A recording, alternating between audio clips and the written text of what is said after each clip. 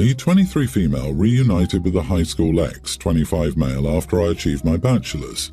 Before this happened, my now husband was living with a girlfriend at the time.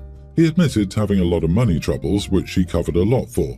The short story is his car broke down and she helped pay for repairs along with picking up his share of the rent a few times. We rekindled quickly and eloped a few months into our relationship. We now have a child who's in daycare while both of us work. Our apartment is super crammed, so I discussed purchasing a house. My parents are helping with my school loans, so this would be all on us. We discussed proper budgeting and other ways to save up when he admitted he was trying to save some money to repay his ex for the car repairs. Things unraveled into a messy fight. In my opinion, my husband has felt guilty for moving on so quickly from this girl when we got back together, and he wants to repair the damage he caused. It's not really about the money. He talks with a therapist about it, but no change. I told him buying a house along with our child is now the #1 priority, not this girl. He left and hasn't come back home. He says he needs some time. I left to let my mom and friends know what was happening to hear their thoughts. Mom sided with me, but my friends have suggested it's the right thing for him to do. The girl is fine, so I guess I don't get the point of paying her back almost 2 years later. Am I the idiot for not wanting my husband to pay his ex back thousands of dollars, but he's trying to do this to resolve some guilt? Edit. Let's say that's how their breakup happened. Does that actually impact the situation? Maybe they just broke up. Maybe he cheated. Either way, he and I are now married and have a kid and need to consider money. Yes, he has a moral obligation, but he also has an obligation towards us. So he cheated on her while he was mooching off her? What a prince.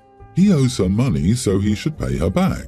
His child should be the priority, but part of that is teaching good moral lessons like paying someone back when you take advantage of them and take money from them. It's not like you'll be homeless. It'll just take a bit longer to buy a home. You are the idiot, OP. He cheated and still he seems to be the more decent one in this relationship.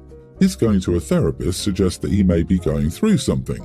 The fact that the therapist told him to pay his debts back to her could mean he feels guilty about something between the two.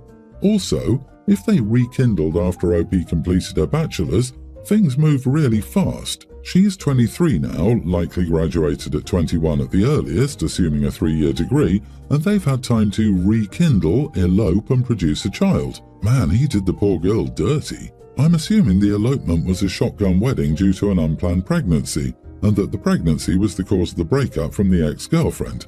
This is probably why the husband is in therapy for the breakup. Even if there wasn't active sneaking around behind her back, one minute he was struggling financially and his girlfriend was picking up his slack to the tune of thousands for his car repairs and rent, which in itself implies she felt their relationship was stable and committed, and the next minute he dumped her to rekindle with OP. Talk about whiplash for that poor woman. Wahaha, this guy cheated on the girl who was financially supporting him with OP, and now OP thinks he shouldn't pay her back.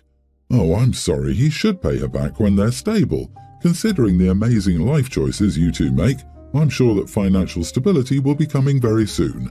You are the idiot. She lent him thousands of dollars. She could, and should, sue the crap out of him. I adopted my niece, 19, when she was 9 because both her parents were deadbeat idiots. I gave her the best life that I could. She always had everything she wanted and more. I gave her the master bedroom in our home, and I bought her the most beautiful jewelry and brand clothes. I got her a good car as soon as she got her license, and currently I'm paying for her college so she can be debt-free. These are just a few examples. There are many more. I'm also a single dad to a teen daughter. My niece is always extremely jealous of my daughter, and while my daughter looks up to her and loves her, my niece always just ignores her, which hurts my little girl. A few days ago, when my daughter was in school, she got a bad stomachache and called me. Unfortunately, my phone had died, so I didn't receive her call. She then called my niece, who told her that she didn't care and wouldn't pick her up from school. When I found out what happened, I was furious. I asked my niece why on earth would she do this. She told me that once when she was in school and got her period, she has very bad and painful periods, she called me to pick her up from school, and I told her it was no big deal and she should just deal with it because I can't pick her up. She said if she could deal with it, then so can my daughter. I got mad and yelled at her that this was different. I couldn't pick her up at the time, but now she could do it and decided not to. She screamed at me and called me an idiot, saying, "You always have an excuse." I'm seriously considering not paying for her college anymore because of her behaviour." "You are the idiot. If you adopted her, she's your daughter now, not your niece. You dismissed her pain when she was younger, and it would have been wonderful if she'd been a better person than you and picked your daughter up. But she didn't, because you taught her to be dismissive. That she did something you didn't like led to you wanting to stop paying for college is a massive overreaction. No wonder she takes issue with you if this is how you parent. And finally, let's not bury the fact that your phone was dead. The only reason your daughter had to call your adoptive daughter is because her parent and legal guardian was irresponsible and not available for her. Suffer? It's a stomachache, not a broken arm or fainting spell. She might be more comfortable at home, but the school nurse will be able to treat her, lie down with a bucket, and manage her pain, water and maybe Pepto just as effectively. Do you seriously think cutting off her tuition is a reasonable punishment for not picking up your daughter over a stomachache? Wow, you are such an idiot. You don't want to pay for her any longer and are looking for any reason to cut her off. Yeah, good point. Will you cut your daughter off from her college fund if she does something hurtful to your niece? No wonder your niece is jealous of your daughter. You may be providing financial support for her, but emotional support? Doesn't sound like it. She lost her parents, and all you did was step up financially if she behaves. She's not your daughter's mother. You are the parent. This poor niece doesn't have her parents, and now the one adult she does have is threatening something as major as not paying for college because she didn't pick up your kid when she had a stomachache. I was expecting your daughter to have died or something equally dramatic for the level of punishment. My 27 female stepkids go to a boarding school 10 miles from our home that allows for both day students and students who board there. My husband, this is before he met me, switched them from day students to boarding there 2 years ago when his late wife was dying from cancer. He's a doctor, so it was a cruel mockery of all he was to have to watch his wife spend the last year of her life in excruciating pain. When the last months came, my husband had all but emotionally wasted away, and school administration helped transition my stepkids, male teen and female tween, from being day students to boarding school students. They were furious at him for having done that at first, and when my husband and I started dating, sometimes he put the phone on speaker, and I'd still hear the bitterness from both kids about being away from home. But then time passed and the complaints mercifully stopped. I understand I have to earn their trust and respect, and I'm willing to wait as long as I need to get that. However, I've seen texts to their dad where they've said it's hard to respect me, and I can't help but think their living situation is to blame. If they're away from home and calling the other boarding students quasi-siblings, and their dorm parent a beloved aunt and therapist roll into one, they have no incentive to not emotionally detach from their family at home. I recently found out I'm pregnant. However, now that we're married with a child on the way, my husband has said he'll defer to me regarding family matters. I was raised in a Catholic family where frugality is important. My mom always said, just because an expense wouldn't make a dent in your bank account doesn't mean you should spend that money if it's unnecessary. My husband does have money. He's owned pain clinics for years and recently opened up a medical spa. However, just because we have the money doesn't mean we should pay for boarding school. My husband has finished grieving and wants to look towards the future as a united family. So I said that my stepkids should move back in with us. The boarding school thing was supposed to be temporary. We would save a whole lot of money, and in my experience, the bonding I did with my siblings came from helping care for them. I told my husband this and he agreed. We spoke with the school administration to figure out what we needed to do. My stepkids were furious, saying they'd found a safe place with their classmates and this was not our decision. My husband told them he agreed and it was time to come home. They accused him of abandoning them and then changing his mind when they finally felt their boarding school was home to them. Then they turned on me and snapped that I was overstepping my boundaries. My husband interjected and said to apologize for their disrespect, and I had a right to input about our family. Am I the idiot? This isn't just about money. This is about family and wanting them to bond with their new sibling. You are the idiot. Your stepkids have been disregarded every step of the way. They're hurt and feel betrayed and deserted, and now you're heaping it on by once again ignoring their wishes and wants. You want to uproot their entire lives just because you find frugality important. In other words, you put adhering to an arbitrary value above the well-being of the kids. You want the kids to bond with and help care for their new step-sibling. Seems to me you only want cheap babysitters and maybe some playthings for your own kid. You're an idiot, and your husband is too, for deserting his kids and not opposing this stupid idea. It's weird how OP didn't care about frugality until she got pregnant. She didn't care about frugality until she thought about daycare costs and wanting free in-home help. Honestly, she isn't entirely wrong in that she hasn't been able to bond with them because they're in boarding school, but she didn't care about that until she saw how they could benefit her. Exactly.